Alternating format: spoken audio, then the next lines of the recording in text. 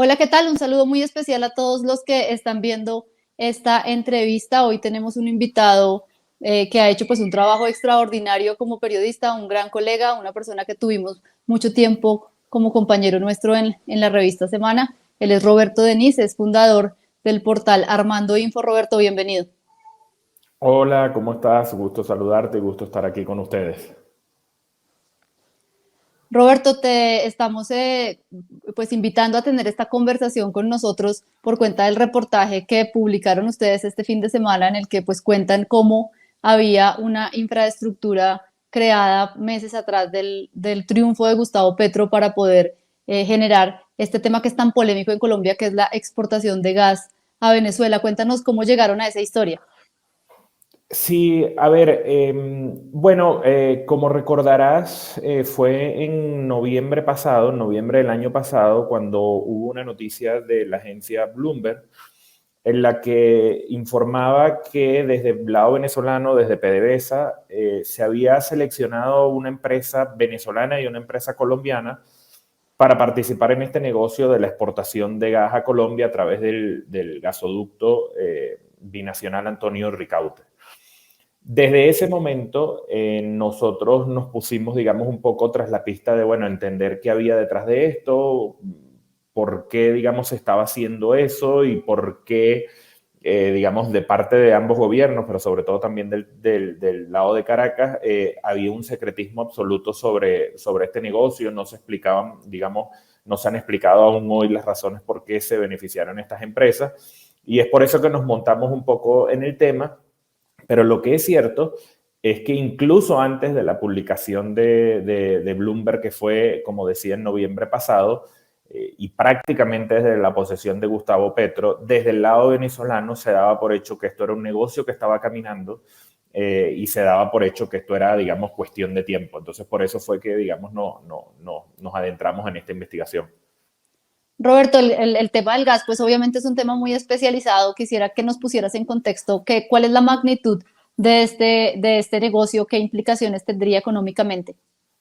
A ver, como recordarás, este gasoducto binacional, digamos, está inactivo, está en desuso desde hace varios años. Él tiene una capacidad para 400 y tantos millones de transportar pies cúbicos de gas al día. Lo que se ha anunciado y lo que trascendió en su momento fue que el acuerdo de PDVSA con una empresa llamada Prodata Energy en Venezuela y una empresa llamada Energy Transitions en Colombia sería de 25 millones de pies cúbicos diarios.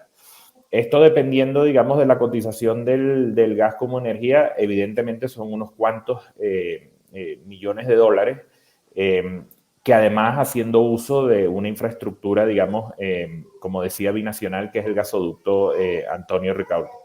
Como digo, hasta ahora, del lado, digamos, venezolano hay un absoluto secretismo, del lado colombiano más bien lo que hemos visto es que ha habido declaraciones, yo diría que ambiguas o digamos, hasta contradictorias en las que abren, digamos, la posibilidad de que sí, que en efecto se importe gas desde Venezuela, pero en otros lados o otros funcionarios han dicho que, bueno, que si eso se hace, digamos, ahí tiene que estar presente, digamos, una empresa como Ecopetrol. Pero lo cierto es que este negocio está andando, este negocio tiene unos actores, tiene unas empresas, como decía, ya beneficiadas, tiene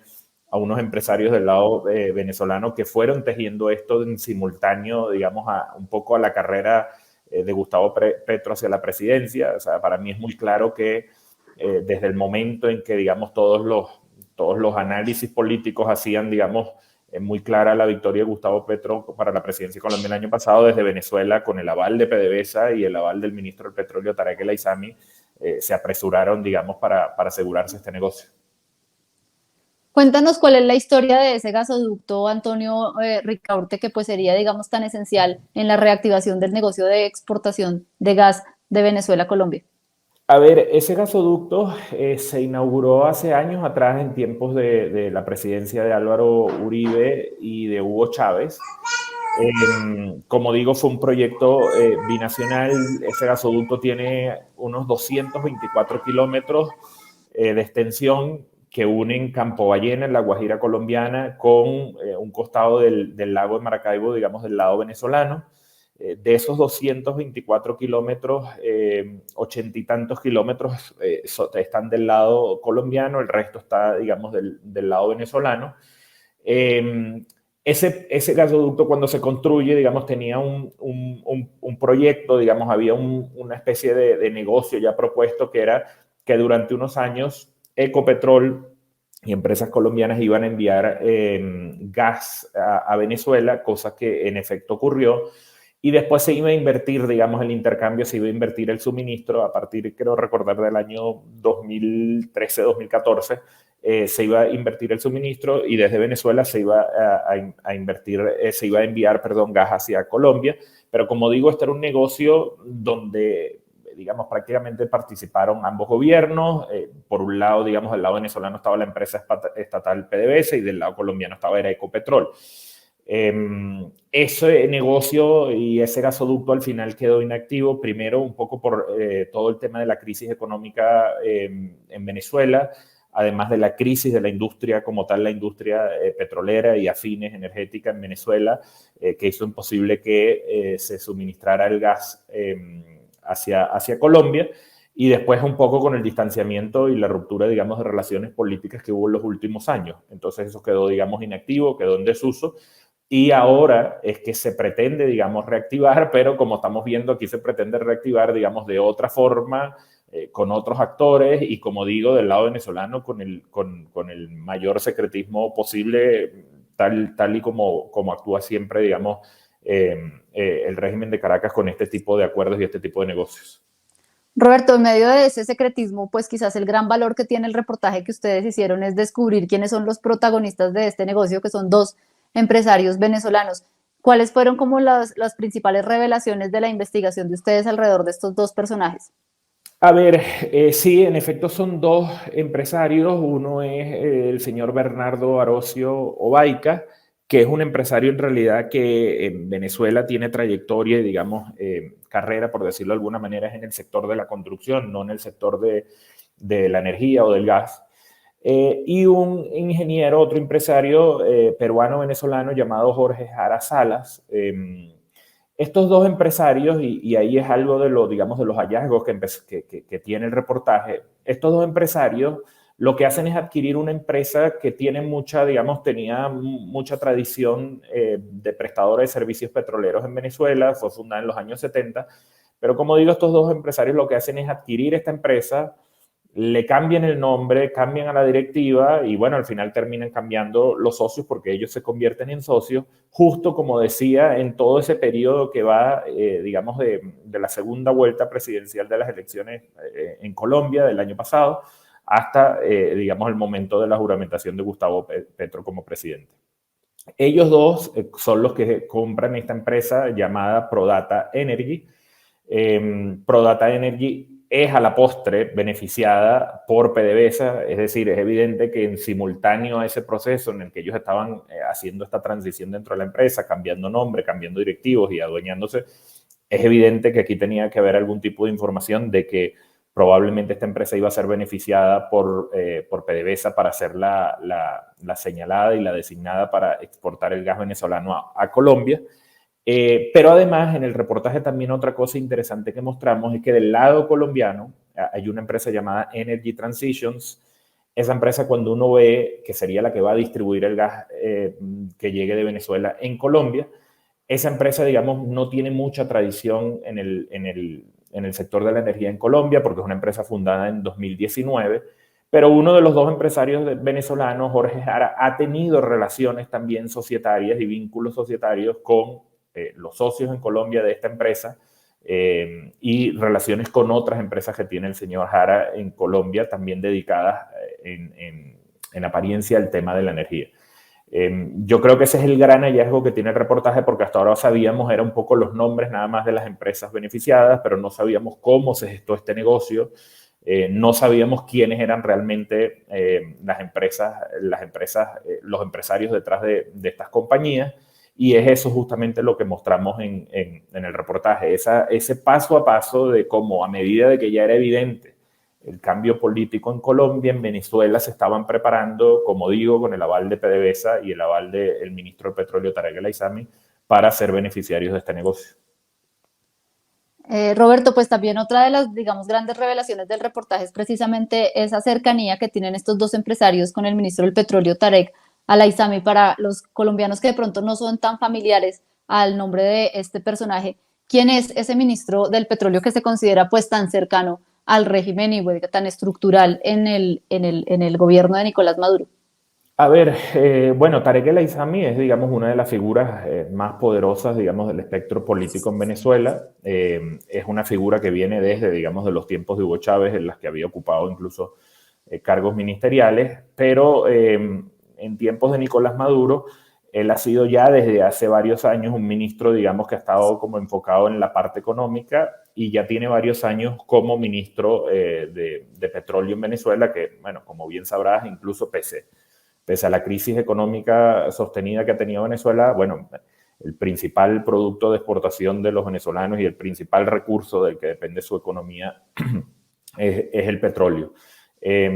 Como digo, en toda esta fase de este negocio, evidentemente, este negocio, digamos, la designación de estas empresas no se ha podido hacer sin el aval del ministro del Petróleo, que a su vez funciona como casi que una especie de supervisor de el desempeño de PDVSA, la petrolera venezolana, y es, como digo yo, una persona clave, digamos, en esto. Además, nosotros en el reportaje tuvimos la información con muchas de las fuentes que conversamos, tanto del lado venezolano como del lado colombiano, que desde que se restablecieron las relaciones políticas entre el gobierno de Gustavo Petro y Nicolás Maduro, en todas esas reuniones que ha habido, Cancillería, ministros de Comercio, digamos, todo el intercambio que ha habido ya político entre ambas partes, el funcionario que más está empujando y el funcionario que más está, digamos, tratando de empujar que este negocio salga adelante y que Colombia termine comprándole gas a Venezuela es justamente Tarek El Aissami. ¿Él tiene algún tipo como de investigación de los Estados Unidos o alguna organización internacional Sí, sí, en claro. curso? Sí, claro, él tiene investigación y ha sido sancionado por el Departamento del Tesoro de los Estados Unidos. En la lista, él está incluido en la lista OFAC. Creo recordar que eso fue a finales de 2017, comienzos de 2018. Hay también empresarios que desde la justicia de los Estados Unidos han señalado muy directos de mucha relación, de mucho vínculo con el propio Tarek El Aissami y son empresarios que tienen investigaciones también en Estados Unidos, además de sanciones también del Departamento del Tesoro, como por ejemplo el empresario Samar López, que es un empresario venezolano que también, digamos, ha tenido participación en el negocio petrolero en Venezuela y en otras actividades. Y este es un poco, sí, el perfil de Tarek El Aissami. En algún momento Tarek El Aissami fue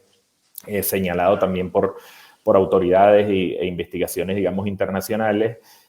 como ser una persona que era el que estaba facilitando, por ejemplo, la emisión de pasaportes venezolanos a ciudadanos que no eran venezolanos, y esto era, digamos,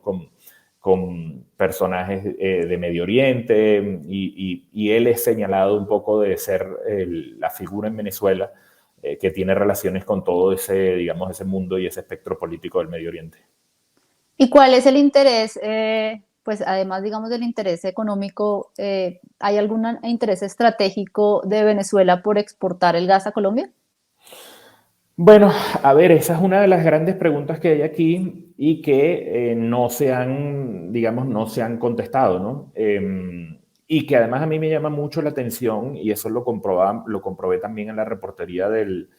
trabajo, del reportaje, y es que tanto las empresas como los empresarios involucrados, cuando se les pregunta por esto, alegan unos supuestos acuerdos de confidencialidad para prácticamente decir que no están autorizados a dar ningún tipo de declaración. Y uno se pregunta, bueno, pero si estamos hablando de un bien público como el gas del lado venezolano, si estamos hablando de una infraestructura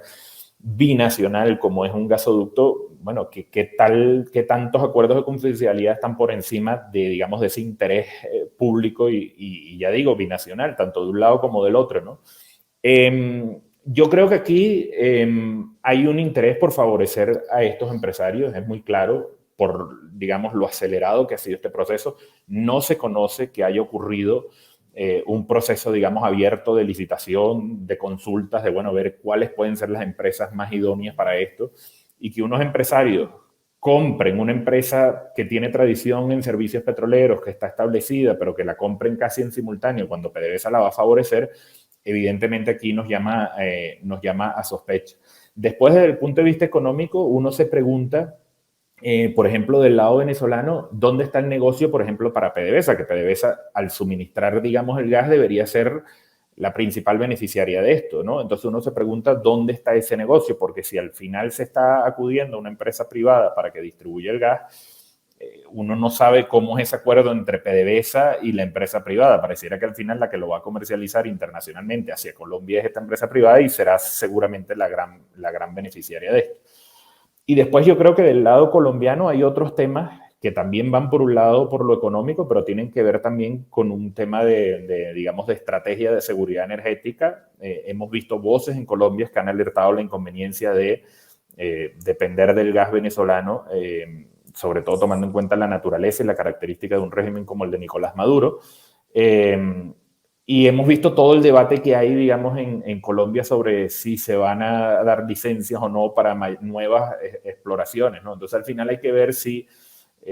Colombia está dispuesta a, digamos, a ceder todo lo que puedan ser sus proyectos propios energéticos de explotación en Colombia, a costa de depender del suministro de energía, en este caso de gas, de Caracas. ¿Qué tan relevante, digamos, que ha sido esta discusión del gas en Venezuela? Porque evidentemente, pues en Colombia ha sido de primer orden. No, es que en Venezuela sí, por lo menos incluso después de la publicación del reportaje, en Venezuela prácticamente nadie habla de esto, me refiero a nivel de autoridades, nadie habla de esto, nadie da explicaciones de por qué se beneficia esta empresa, de por qué, digamos, se está haciendo así este negocio, cuál sería el beneficio para PDVSA. Digamos, es la opacidad, digamos, típica de un régimen como el de Nicolás Maduro, donde no se sienten con la obligación de rendirle cuentas a nadie, pero tampoco hay, digamos, exigencias del lado digamos, de la oposición de pedir explicaciones. Incluso del sector empresarial no hemos visto ningún tipo de reacción, y yo creo que es por eso que, digamos, esto se está haciendo así. Y después lo que pasa es que, bueno, también es una gran interrogante cuál es digamos, la realidad y la verdadera capacidad que hay de que rápidamente Venezuela empiece a enviar gas a Colombia, justamente por todo el deterioro que ha habido en la industria energética, petrolera y gasífera en Venezuela, ¿no? Eso también es una gran interrogante que además hace también sospechar, bueno, ¿por qué el apuro de salir a empujar este negocio así y por qué el apuro de salir a beneficiar a estas empresas tan rápidamente, ¿no? Son, como digo, interrogantes que están ahí, están abiertas. Hay también muchas dudas, por ejemplo, de cuál es el estado real, la condición real en este momento del gasoducto, por haber pasado tanto tiempo inactivo. Se sabe que del lado colombiano hay comunidades guajiras que están alrededor digamos, cercanas al gasoducto, y se comenta que hay muchas, digamos, resistencia a que esto se ponga en funcionamiento. Digamos, no sé, digamos, qué tan cierto sea eso concreto, pero es una de las cosas que expertos en el sector me comentaban durante el reportaje, pero hay muchas dudas también de, por ejemplo, cuánto tiempo puede retomar hacer una verificación, hacer, digamos, todas las revisiones necesarias para ver cómo está esa instalación que finalmente se ponga en funcionamiento. En teoría, el acuerdo que PDVSA hace con estas empresas es para que desde finales de este año o comienzos del próximo se pueda estar enviando el gas a Colombia. Y supuestamente sería un plazo de hasta 30 años el beneficio, digamos, al acuerdo que está haciendo PDVSA con estas empresas. O sea, aquí hay una gente que está viendo, digamos, evidentemente un gran negocio, ya no solo en el corto y mediano plazo, sino hasta en el largo plazo. Roberto, del lado colombiano, uno pues digamos que parecería entender que son pocos los ganadores, pero ¿quiénes podría ser a los que les interese, pues obviamente además de los dueños de esta empresa colombiana, o quiénes estarían siendo favorecidos con esta exportación de gas de Venezuela a Colombia? A ver, en principio es muy claro que hay una empresa que se llama Energy Transitions que tampoco, digamos, ha dado, digamos, declaración pública, pero que está participando en esto. Como digo, esa empresa tiene unos accionistas aquí en Colombia. Es una empresa reciente del año 2019 que no tiene mucha trayectoria, que Jorge Jara, uno de los empresarios, digamos, del lado venezolano, ha tenido algún tipo de relación societaria aquí en Colombia con esa empresa y esos accionistas. Yo en principio diría que del lado colombiano habría que ver solo si realmente aporta un beneficio, es dependiendo del precio al que puedan conseguir ese gas. Del resto, salvo el beneficio para esta empresa, yo en principio no veo, digamos, otros actores, ¿no? Más allá de que haya cosas que todavía no sepamos, ¿no? Porque esto, en el caso nuestro, es una investigación que sigue y queremos todavía profundizar más. Y después hay, digamos, la gran, digamos, interrogante, lo que es una moneda al aire, es qué significa, digamos, para Colombia si finalmente acepta un acuerdo de esta naturaleza y si ese acuerdo, digamos, no queda también sujeto a, como ya ha pasado en años anteriores, a que dependiendo de cómo está la relación política entre Caracas y Bogotá, bueno, se dejan a empresarios guindando con deudas de lado y lado, se rompen relaciones de forma abrupta y qué significaría que un país empieza a depender de ese suministro de energía, pero de buenas a primeras a lo mejor ese suministro de energía se corte. Yo creo que esa es la gran pregunta que tiene que hacerse del lado colombiano, tanto empresas del sector como dirigentes políticos y actores de relevancia en Colombia. Roberto, ¿se conocen los nombres de quiénes son los accionistas colombianos de esta empresa? Sí, eso es público, eso está, son dos, David Becerra es uno de ellos, son dos, cuando uno ve el perfil de la empresa de Energy Transition, son dos, digamos, empresarios que tienen algún tipo de trayectoria en otras empresas, como, digamos, algún pasado, digamos, trabajando en empresas del sector de energía. Pero como tal la empresa es una empresa creada en 2019 que ha tenido relaciones con otra empresa en Colombia que se llama Integral Plus Energy o Energy Plus, que como digo es de Jorge Jara, de uno de los venezolanos que está participando en esto, ¿no? Entonces, yo creo que este negocio, si tú me preguntas, yo creo que este negocio se ideó y se planificó desde Venezuela, es muy claro. Yo creo que hay que indagar más y eso creo que también le toca incluso a las autoridades colombianas, le toca también, me imagino, no sé, el Senado colombiano, indagar, digamos, por qué esta empresa, digamos, es una de las beneficiadas y sobre todo por qué, digamos, esto se ha planificado así, pareciera desde el lado venezolano y todavía en Colombia no se dice nada en concreto de estas empresas. Hubo una declaración poco después de que se conoció la noticia en noviembre pasado, una declaración un poco ambigua del embajador de Colombia en Caracas, el señor Benedetti, donde él decía que nada de lo que tuviera que ver, digamos, con transporte de gas por el gasoducto y, digamos, ese tipo de operaciones podía involucrar a empresas privadas. Pero la realidad es que hasta ahora, como está planificado y como se pensó ese negocio, involucra a una empresa privada, al menos que sepamos, en Colombia, que es esta empresa Energy Transition. Roberto, no lo podría dejar ir de esta entrevista sin preguntarle por el caso de Alex Saab. Usted es uno de los periodistas pues, que más le ha seguido la pista al empresario barranquillero. ¿En qué va ese proceso en Estados Unidos?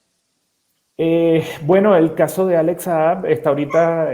como bien recordarás, en diciembre pasado ocurrió, se conoció la sentencia del juez Escola, que es el juez que está llevando el caso en Miami, su acusación en Miami, pero que estaba llevando también la audiencia para determinar si él es diplomático venezolano o no, que como bien sabes es el argumento que esgrime Nicolás Maduro para tratar de defender al señor Alex Saab y que no enfrente los cargos por lavado de dinero que tiene en Estados Unidos. Esa sentencia fue negativa para Alex Saab y sus abogados porque el juez Escola dijo que no habían demostrado y que era obvio que este señor no era ningún diplomático venezolano, que no fueron capaces de demostrarlo durante esa audiencia que ocurrió en diciembre, pero ya los abogados, digamos, hicieron una apelación a esa decisión. Es probable que eso a mediados de año, quizás un poquito más incluso por los tiempos que toma esto, vamos a conocer la decisión con respecto a esa apelación. Yo pensaría que después de esa decisión del juez Escola, es muy difícil que puedan sostener esa estrategia legal de seguir queriendo alargar esto con el argumento de que él es diplomático. Y creo que es cuestión de tiempo. Es verdad que ha sido mucho tiempo y esto ha parecido como una novela por entregas, pero yo creo que es cuestión de tiempo donde el señor Alex Saab le va a tocar decidir si él sigue sosteniendo que es inocente y en consecuencia va y enfrenta su juicio por lavado de dinero, juicio que se remonta a mediados del año 2019, que se conoció esa acusación, o sencillamente él cambia su declaración en algún momento, cuando le derrumben toda esta estrategia de demorar esto, alegando que es diplomático, y llega a algún tipo de acuerdo o colaboración, obviamente cambiando su declaración de inocencia con los Estados Unidos. Para mí esa decisión del juez Escola de diciembre fue muy dura contra, digamos, la pretensión de Saab y de Nicolás Maduro de querer decir que este señor era un diplomático y alargar esta historia. Yo creo que esa decisión, como digo, fue muy dura y pone muy cuesta arriba esa estrategia de parte de la defensa, que al final, digamos, no es nada nuevo tampoco. Si uno recuerda, desde que detuvieron a Alex Saab en junio del año 2020, para alargar todo el proceso de extradición hacia Cabo Verde, lo que hicieron fue apelaciones, contraapelaciones, pero al final estaba un poco cantado que iba a ocurrir lo que terminalmente ocurrió, que fue la extradición. Y yo creo que aquí estamos en el mismo escenario. Tarde o temprano, al señor Alex Saab se le va a acabar, digamos, la posibilidad de un poco de exprimir todavía más el marco jurídico en Estados Unidos con apelaciones y otras apelaciones, y va a tener que enfrentar la acusación por lavado de dinero que tiene desde mediados de 2019. Roberto, en esa estrategia de defensa, pues era muy claro como el papel que estaba cumpliendo la esposa, quien pues era una protegida, por decirlo así, del gobierno de Nicolás Maduro. ¿Ella sigue viviendo en Caracas? Sí, la información que hay, ella está en Caracas, ella prácticamente no sale de Caracas, es la información que hay, está buena parte de la familia de Alex Saab, te refieres a su esposa Camila Fabri, pero también los hijos de Alex Saab están allá. Ella sigue, digamos, continúa obviamente con su rol, digamos, un poco de defensa y de buscar acciones públicas en defensa de Alex Saab. Pero, como digo, yo la verdad que después de la decisión en diciembre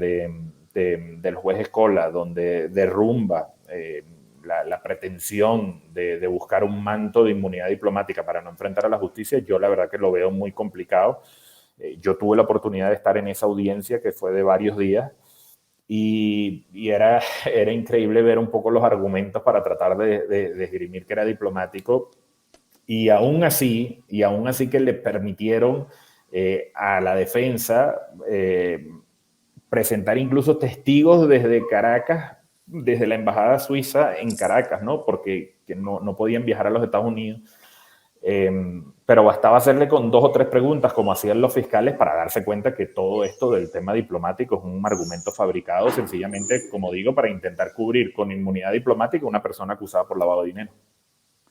Roberto, millones de gracias por este espacio y por el trabajo que haces pues para develar tantas cosas que pasan en Venezuela y que tienen tanta relación con nuestro país. A todos pues los que se conectaron a esta entrevista los invitamos a que también lean el portal de armando.info, en donde pues podrán encontrar este reportaje muchísimo más completo con todas pues las detalles que nos acaba de contar Roberto Denis, fundador de Armando Info. Millones gracias.